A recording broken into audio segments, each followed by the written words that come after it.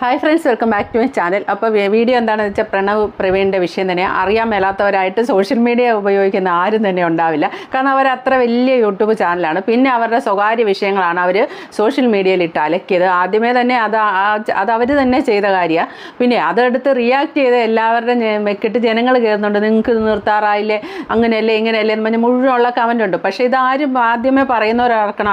ആരുടെയും വീടുകളിൽ കൊണ്ട് ക്യാമറ വെച്ചിട്ട് സോഷ്യൽ മീഡിയയിലുള്ള ആൾക്കാർ എടുത്തുകൊണ്ട് വന്ന സ്വകാര്യം കാര്യമല്ല. അവർ ഓൾറെഡി സോഷ്യൽ മീഡിയ കൊണ്ട് ഇട്ട കാര്യങ്ങളാണ് മറ്റുള്ളവരെടുക്കുന്നത്. അതല്ല അവർ മനസ്സിലാക്കേണ്ട ഒരു പോയിന്റ്. അപ്പോൾ ഇവർ ഇത്ര വലിയ യൂട്യൂബ് ചാനലായതുകൊണ്ട് തന്നെ റിയാക്ഷൻ ചാനലുകാർ പോലും അല്ല, ഫാമിലി വ്ളോഗേഴ്സ് വരെ ഇതെടുത്ത് റിയാക്ട് ചെയ്തു.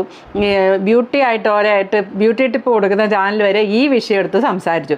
അല്ലെ രാഷ്ട്രീയമായിട്ട് പറയുന്നവരെ ഒരാളും ഈ ഒരു വിഷയം എടുക്കാത്തതായിട്ടില്ല. കാരണം എടുക്കുന്നവർക്കൊക്കെ നല്ല വ്യൂസും എല്ലാം കിട്ടുന്നുണ്ട്. കാരണം ഇവരെ അത്രയും ജനങ്ങൾ ഇഷ്ടപ്പെട്ടിരുന്നു. അതാണ് അതിൻ്റെ അകത്തെ ഒരു പോയിന്റ്. അത്രയും ജനങ്ങൾക്ക് ഈ രണ്ട് ചേട്ടാനിയന്മാരെ അവരുടെ ഫാമിലി, വൈഫ്, അച്ഛൻ, അമ്മ എല്ലാവരെയും സ്വന്തമായിട്ട് കരുതി. നമ്മുടെ സീരിയലിന് അഡിക്റ്റ് ആയിട്ട് പഴയ കാലത്തെ കോമഡി ആക്കത്തില്ലേ, സീരിയൽ കണ്ടുകൊണ്ടിരിക്കുമ്പോഴത്തേന് അച്ഛനോ ഹസ്ബൻഡോ ഒക്കെ കയറി വരുമ്പോഴത്തേന് ചായ വെള്ളമൊക്കെ ചോദിച്ചാൽ മൈൻഡ് ചെയ്യല്ല സ്ത്രീകൾ എന്ന് വെച്ചാൽ അഡിഷനാണ്. അതേപോലെ ഒരു അഡിഷനാണ് ഫാമിലി വ്ളോഗിങ് മലയാളികൾക്ക് സംഭവിച്ചിരിക്കുന്നത്.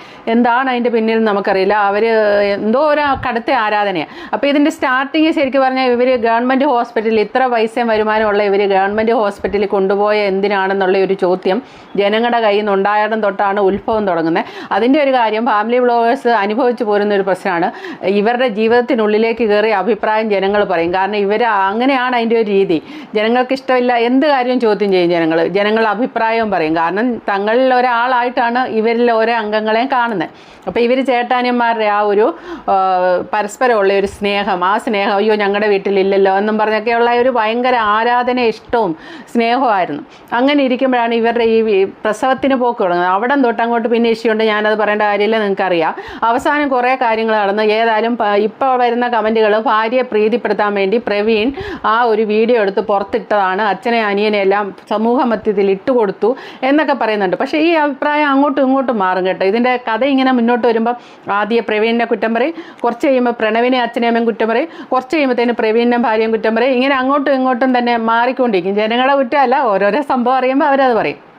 പക്ഷേ ലാസ്റ്റ് ദിവസം ഇൻസ്റ്റയിൽ പ്രവീൺ ഒരു ഫുൾ സ്റ്റോപ്പ് ഇട്ട്, ഈ കഥയ്ക്ക് ഒരു ഫുൾ സ്റ്റോപ്പ് ഇട്ടു. അതായത് ഇതെല്ലാമായിട്ട് സോഷ്യൽ മീഡിയ ആൾക്കാർ കാശുണ്ടാക്കുന്നേ ഉള്ളൂ, ഇവർ പരസ്പരം പിണങ്ങുകയും ചെയ്തു, അത് വൻ വിഷയമായിക്കൊണ്ടിരിക്കും. അപ്പോൾ അതിൻ്റെ ഇടയ്ക്ക് പറയുന്നുണ്ടായിരുന്നു സ്വമേധയാ പോലീസിനും മനുഷ്യാവകാശ കമ്മീഷൻ, ഹ്യൂമൻ റൈറ്റ്സിനൊക്കെ സ്വമേധയാ കേസെടുക്കാമെന്ന് പല റിയാക്ഷൻ ചാനലിൽ പലരും പറഞ്ഞു വിടുന്നുണ്ട്. പക്ഷേ കേസെടുത്തായിട്ട് അപ്പോഴൊന്നും നമ്മൾ അറിഞ്ഞിരുന്നില്ല.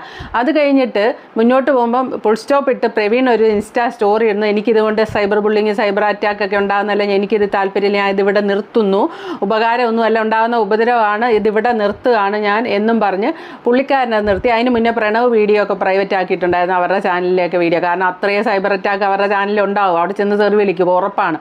അപ്പോൾ അവരത് കമൻറ്റ് ഓഫ് ചെയ്തു, പ്രൈവറ്റ് ആക്കിയല്ല, കമൻറ്റ് ഓഫ് ചെയ്തായിരുന്നു പ്രണവ്.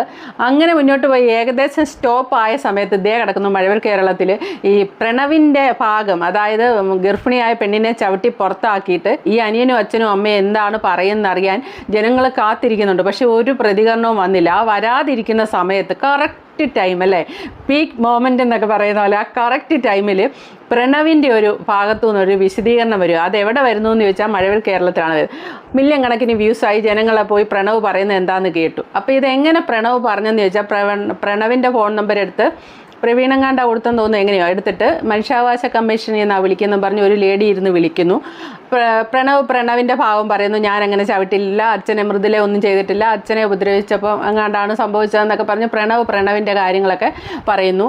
അങ്ങനെ ഇവരെ പിന്നെ പ്രവീണിനെ വിളിക്കുന്നു, പ്രവീണിനെയൊക്കെ ഉപദേശിച്ച് അങ്ങനെ കുറേ ഉള്ളത് ഞാൻ കംപ്ലീറ്റ് കണ്ടൊന്നുമില്ല കേട്ടോ. മഴ കേരളത്തിലെ മൊത്തം ഞാൻ കണ്ടൊന്നുമില്ല, കുറച്ചേ കണ്ടുള്ളൂ. അപ്പം ആ ഒരു വാർത്ത അവരുടെ ചാനലിൽ എടുത്തു. ആ ചാനലിൽ ഇട്ടപ്പോൾ അത് ജനങ്ങൾ മൊത്തം അത് ഇരച്ച് കയറി കാണും. അത് കാണാത്ത ആരുമില്ല, കേൾക്കാത്ത ആരും. കാരണം ഇവരുടെ വ്ലോഗ് കണ്ടിട്ടുള്ളവർ മുഴുവൻ അത് കംപ്ലീറ്റ് അത് കേൾക്കും. അപ്പോൾ ഇപ്പം എന്താ ഉണ്ടായിരിക്കുമെന്ന് ചോദിച്ചാൽ ഈ ഹ്യൂമൻ റൈറ്റ്സ് മനുഷ്യാവകാശ കമ്മീഷനിൽ നിന്ന് സത്യം പറഞ്ഞാൽ ഗവൺമെൻറ്റിൻ്റെ ഒരു ഇടപാടെന്ന് പറഞ്ഞാൽ അത് നിയമത്തിൻ്റെ ഒരു കോടതിയല്ലേ. ഈ കോടതി അതെന്തേലും നിങ്ങൾ വിചാരിക്കുന്നുണ്ടോ? യഥാർത്ഥത്തിലുള്ള മനുഷ്യാവകാശ കമ്മീഷൻ്റെ ആൾക്കാരാണെങ്കിൽ അത് പബ്ലിക് ആക്കുമോ? ഒരിക്കലും അങ്ങനെ ആക്കില്ല കേട്ടോ, ഒരിക്കലും ചെയ്യത്തില്ല. കോടതി നിയമങ്ങളും ഇടപാടും ഒക്കെ നമുക്ക് തന്നെ ചിന്തിക്കുമ്പോൾ അറിയാം. എന്തെല്ലാം കാര്യം ഉണ്ടെങ്കിലും ഇപ്പം ഹേമ കമ്മിറ്റിയുടെ കാര്യമാണേലും മുഴുവൻ പുറത്തു വിട്ടിട്ടുണ്ടോ? ഒന്നും അങ്ങനെ വിടത്തില്ല. അതങ്ങനെയാണ്. അത് വളരെ സീക്രട്ടായിട്ടുള്ള ഒരു രീതിയാണ് ഗവൺമെൻറ് കാര്യങ്ങൾ, അല്ലെ പോലീസിൻ്റെ കാര്യങ്ങൾ ഉള്ള കാര്യങ്ങളെല്ലാം പത്രക്കാർക്ക് മീഡിയക്കാർക്ക് കൊടുക്കേണ്ടത് മാത്രമേ പോലീസാണേലും ഒരു കേസ് പിടിച്ചാൽ കൊടുക്കുള്ളൂ, അല്ല എല്ലാം ഇങ്ങനെ പബ്ലിക് ആക്കില്ല. പക്ഷേ ഇതിന് വേണ്ടി ഒരു കണ്ടന്റ് ആക്കിക്കൊണ്ട് ഒരു ചാനൽ വഴി നിങ്ങൾ ഇതെടുത്തോ കണ്ടന്റ് ആക്കിക്കോ എന്നും പറഞ്ഞ് മനുഷ്യാവകാശ കമ്മീഷൻ ഈ ഒരു മഴവിൽ കേരളം എന്ന് പറയുന്ന ചാനലിൽ ഈ വോയിസ് എടുത്ത് കൊടുക്കും തോന്നുന്നുണ്ടോ? ഒരിക്കലും ചെയ്യത്തില്ല. അതിൻ്റെ അകത്ത് ആ ഒരു പരിപാടി ചെയ്യത്തില്ല, നടക്കുന്ന കാര്യമല്ല അത്. അവർ നിയമം സംരക്ഷിച്ച് നിയമത്തിൻ്റെ വഴിയാണ് പോകുന്നത്, അവർ നിയമലംഘനം നടത്തുമോ? ഒരിക്കലും ചെയ്യത്തില്ല. കാരണം ഇവരുടെ പ്രൈവസിയാണ് അവരവിടെ കളയുന്നത്. അങ്ങനെ ചെയ്യത്തില്ല അങ്ങനെ. അപ്പോൾ ഈ വോയിസ് വന്നതിനെതിരെ പ്രവീണൊക്കെ കേസ് കൊടുത്തിട്ടുണ്ട്. അപ്പോൾ കേസിൻ്റെ ഭാഗമായിട്ട് പറയുന്ന വോയിസ് നമുക്കൊന്ന് കേൾക്കാം.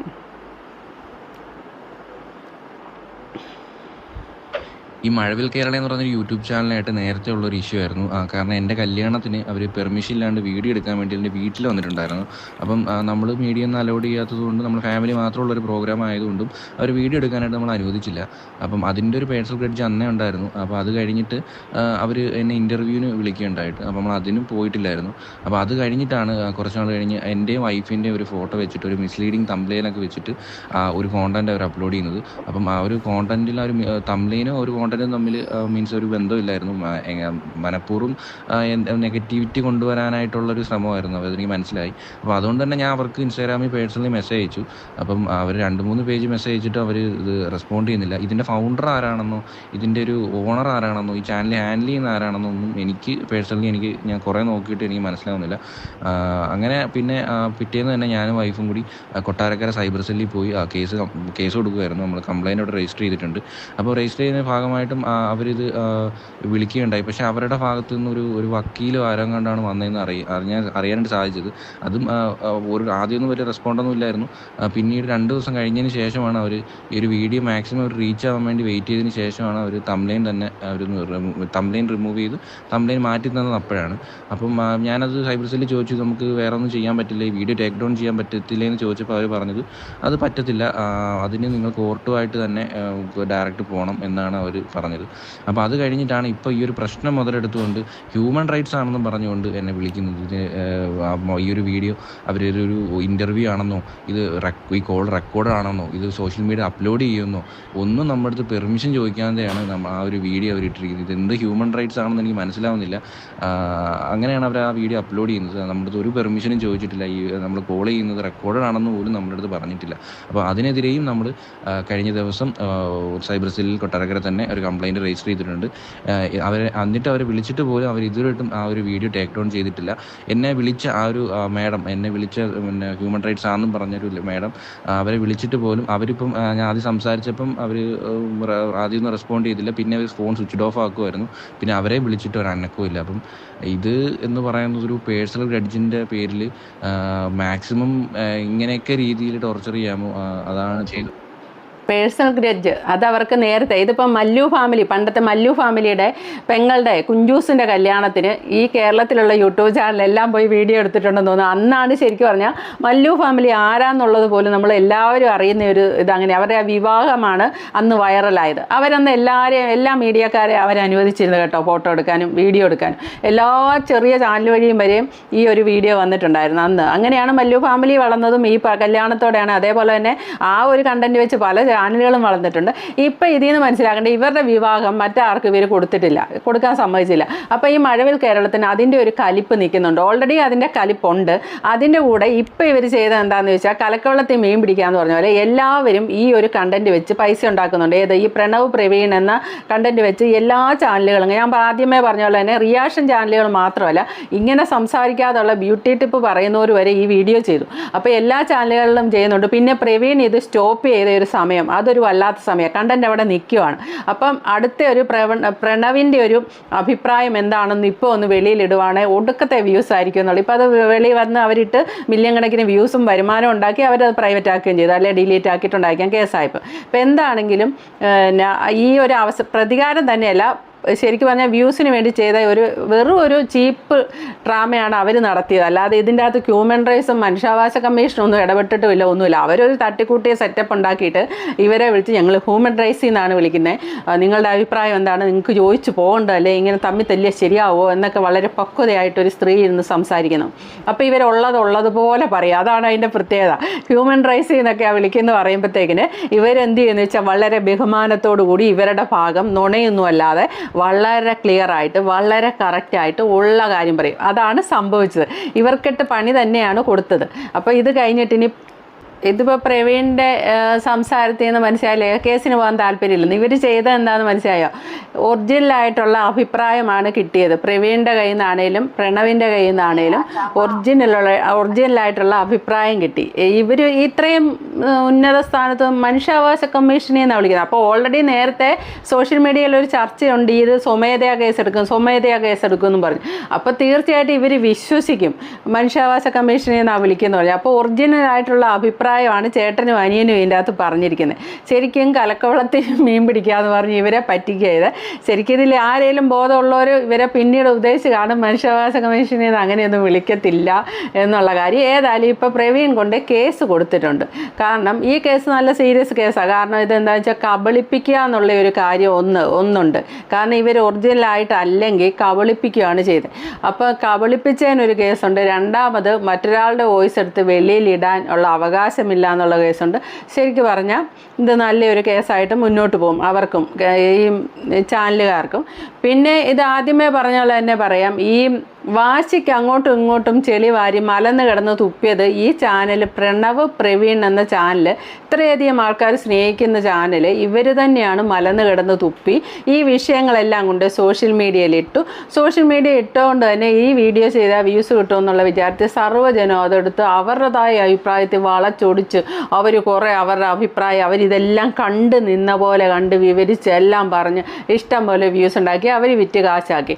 അതിനെ ഒന്നും പറയാൻ പറ്റില്ല, കൊണ്ടിട്ടത് കൊണ്ടല്ലേ അവരെടുത്തത്. അപ്പോൾ പിന്നെ എന്ത് പറയാനിരിക്കുന്ന ആ കാര്യത്തിൽ.